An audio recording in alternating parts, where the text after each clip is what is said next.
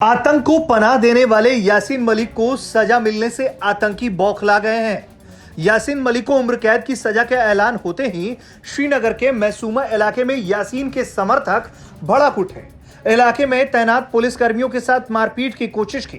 प्रदर्शनकारियों को तितर-बितर करने के लिए पुलिस को आंसू गैस के गोले दागने पड़े और कुछ ही मिनटों में पूरे हालात पर काबू पा लिया गया। श्रीनगर के मैसूमा इलाके में जहां यासीन मलिक का घर और दफ्तर है, वहां पर कुछ प्रदर्शन भी हुए और कुछ हिंसक झड़पें भी, लेकिन पुलिस और सुरक्षा बलों ने इन झड़पों पर काबू पा लिया। यहां तक कि बुधवार शाम को श्रीनगर के कई इलाकों में इंटरनेट सेवाएं भी बंद करनी पड़ी, लेकिन देर रात तक फिर उन्हें बहाल किया गया।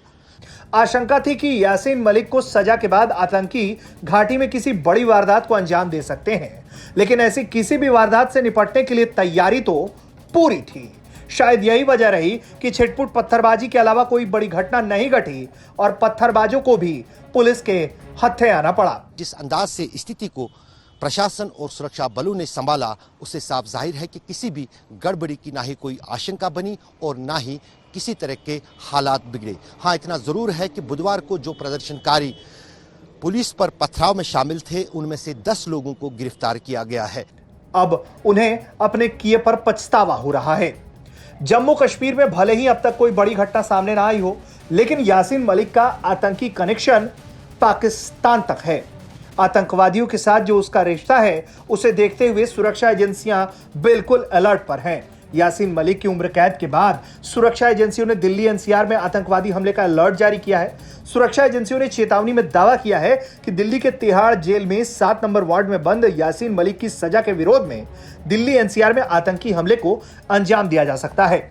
वहीं घाटी में भी घुसपैठ के लिए आतंकी तैयार बैठे हैं। ऐसे में सुरक्षा बल पूरी तरह से अलर्ट है और पाकिस्तान कुछ भी ऐसा करता है तो उसका पीटा जाना तय है। तरफ टारगेटेड किलिंग्स में इजाफा हो रहा है, वहीं पर सुरक्षा बलों और सेना ने आतंक के खिलाफ कार्रवाइयों में तेजी लाई है।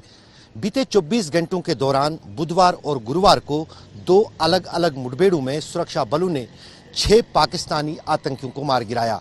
बुधवार को बारामूला जिले के क्रीरी इलाके में हुई मुठभेड़ में जैश-ए-मोहम्मद के 3 आतंकी मारे गए थे, जिनके कब्जे से भारी मात्रा में हथियार और गोली बरामद हुआ।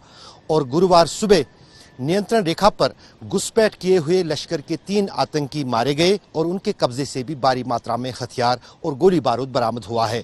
दरअसल जिस अंदाज से कश्मीर में पिछले कई दिनों के दौरान टारगेटेड किलिंग्स का सिलसिला बढ़ा है, उस बीच सुरक्षा बलों ने, जिसमें साझा तौर पर पुलिस, सीआरपीएफ और सेना शामिल है, आतंकी संगठनों के खिलाफ कार्रवाइयों में न सिर्फ तेजी लाई है बल्कि ऑपरेशनों में भी तेजी की है। दरअसल अगर देखा जाए तो गर्मी का मौसम वो मौसम होता है जब सीमा पार से घुसपैठ सबसे ज्यादा होती है। सर्दियों के दौरान सीमावर्ती इलाके बर्फ से ढके रहते हैं, उस बीच घुसपैठ नहीं हो पाती है। और अब चूंकि जिस अंदाज से पिछले कई महीनों से लगातार सुरक्षा बलों को ऑपरेशनों में सफलताएं मिल रही हैं, आतंकियों के बड़े कमांडर मारे जा रहे हैं, उस बीच पाकिस्तान की तरफ से लगातार घुसपैठ की कोशिशें जारी हैं और घुसपैठ की फिराक में कई सारे आतंकी सीमा पार लॉन्चिंग पैड्स पर बैठे हुए हैं।